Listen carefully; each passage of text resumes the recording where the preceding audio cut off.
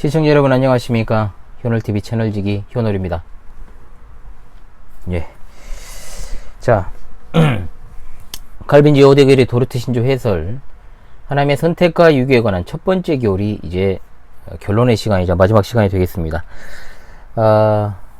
이제 영상으로는 이제 10개가 넘어가지만, 이제 정확하게는 이제 9번의 강의가 되겠죠. 이 시간에 하나님의 선택과 유기에 관한 첫 번째 교리의 이제 18항목에 대해서 공부를 하겠습니다. 자, 18항에서는 발음이 좀 그러네요. 18번째 항목에서는 이 선택의 은혜에 대하여 인간은 반항이 아닌 찬송을 드려야 한다는 것을 진술하고 있습니다. 요지는 이렇습니다. 하나님의 주시는 선택의 은혜는 값없이 주어지는 것이고 유기의 어미하심은 공의로운 것이다. 여기에 대해서 불평하는 자들에 대하여 바울 사도와 우리 주님의 말씀을 가지고 답할 수가 있다. 로마서 9장 20절, 이 사람아 내가 누구이기에 감히 하나님께 반문하느냐? 우리 구주 예수님께서는 마태복음 20장 15절에 내 것을 가지고 내 뜻대로 할 것이 아니냐 라고 하셨으며, 이 신비함에 대해서 찬양하는 말씀인 로마서 11장 33절로 36절, 깊도다 하나님의 지혜와 지식의 풍성함이요 그의 판단을 헤아리지 못할 것이며 그의 길은 찾지 못할 것이로다. 누가 주의 마음을 알았느냐? 누가 그의 모사가 되었느냐? 누가 주께 드려서 갚으심을 받겠느냐? 이런 만물이 주에게서 나오고 주로 말미암고 주에게로 돌아감이라. 영광이 그에게 세세히 있을지어다. 아멘. 할렐루야. 자, 앞서 수차례 언급을 했습니다만 사람의 본성은 태중에서부터 악합니다. 그러므로 누구는 선택되고 누구는 버림받는다는 이 선택과 유기의 교리에 대해서 달가워하지 않는 게 당연해요. 특히나 요즘과 같이 어떤 공정사회를 추구한다는 기류 속에서 참 사실 말도 안 되는 소리죠. 가장 공정을 외치는 자들이 가장 불공정한 짓거리들을 뒤에서 하고 있는 시대 아닙니까? 공정이라고 하는 것이라고 해봤자 자기 편들의 공정이죠. 차별이니 혐오니 다 자기 편들을 모으려는 수작일 뿐 결국은 다 돈 되는 짓거리를 하려고 하는 것이지, 여러분 그런 데 속지 마십시오. 그리고 아무리 종교적인 탈을 쓰고 어떤 거룩한 척 하면서 이야기를 하는 사람들도 정치인들과 결탁되어 있는 사람들은 신뢰하지 마십시오. 분명하게 말씀을 드립니다.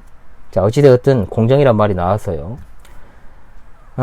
뻔히 눈에 보이는 어떤 짓거리들을 전면에 내세우면서 굉장히 있어 보이죠. 모두의 행복을 다 추구하는 것 같아도요. 자, 아니라는 겁니다. 그래서 우리가 생각해야 될 것은 이 사회의 단면만 이렇게 보더라도 인간의 본성은 심히 타락하고 부패했다라는 사실을 발견할 수 있습니다. 그런데 여러분 생각해 보십시오. 요즘 같은 시대에 얼마나 이 선택과 유기의 교리라는 것을 혐오하겠느냐고요. 세상 사람들이. 자, 장로 교단에 속해 있는 목사들 중에도 이것을 안 믿고 안 가르치는 자들도 수두룩한데, 자, 일반 사회는 더 말할 것이 없다는 거죠. 일단 하나님의 창조부터 안 믿는데 뭐가 되겠습니까? 또한 우리는 불평하는 사람들 한 사람 한 사람에게 굳이 그것을 설득하려고 너무 애를 쓸 필요는 없다.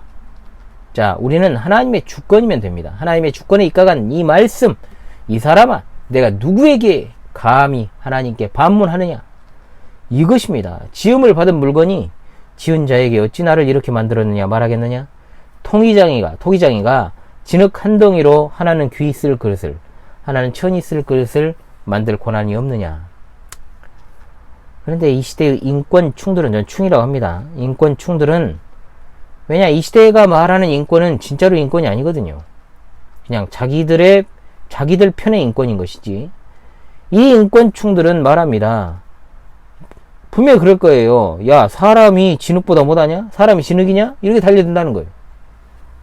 그러나 하나님 없는 인간은 진흙보다도 못하고 티끌만도 못한 것이고 짐승만도 못하고 살아있으나 죽어있는 이 좀비와 같다는 것이 인간에 대한 성경의 말씀이에요.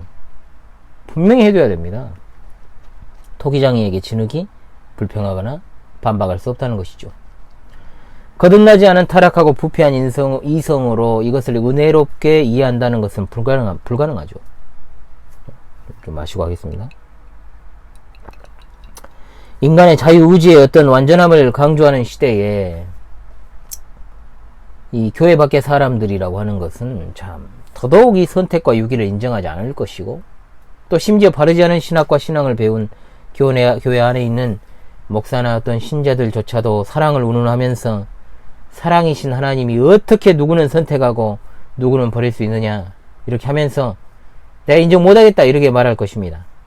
그러나 선택과 유기의 교리는 거듭난 성도로 하여금 하나님의 귀하신 뜻에 더더욱 탄복하고 감사하고 찬양하게 만드는 교리요, 그것을 인정하지 않으려는 것은 하나님의 뜻에 불복하는 것 아닙니까?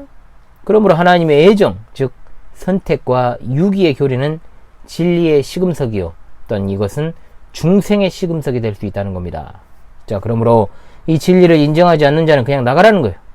우리 가운데서 형제인 척하지 말고. 왜 교회 안에 있습니까? 왜 저와 같은 교단에 있습니까? 그건 가라지라고 밖에 볼 수가 없는 것이죠. 애초에 웨스트민스터 신앙고백서와 신도 개요를 믿고 신봉한다라고 서약한 것 자체가 위증 아닙니까? 그런데 하나님 앞에서 위증한 것이니까 하나님께서 반드시 벌 위에 벌을 내리시겠죠.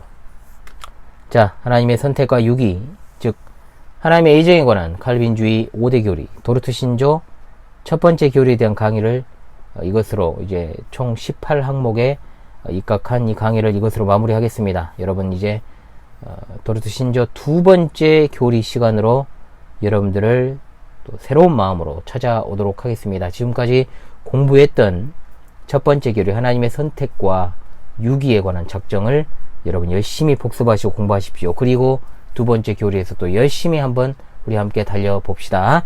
한 주간도 주님의 은혜로 충만하십시오. 수고하셨습니다. 감사합니다.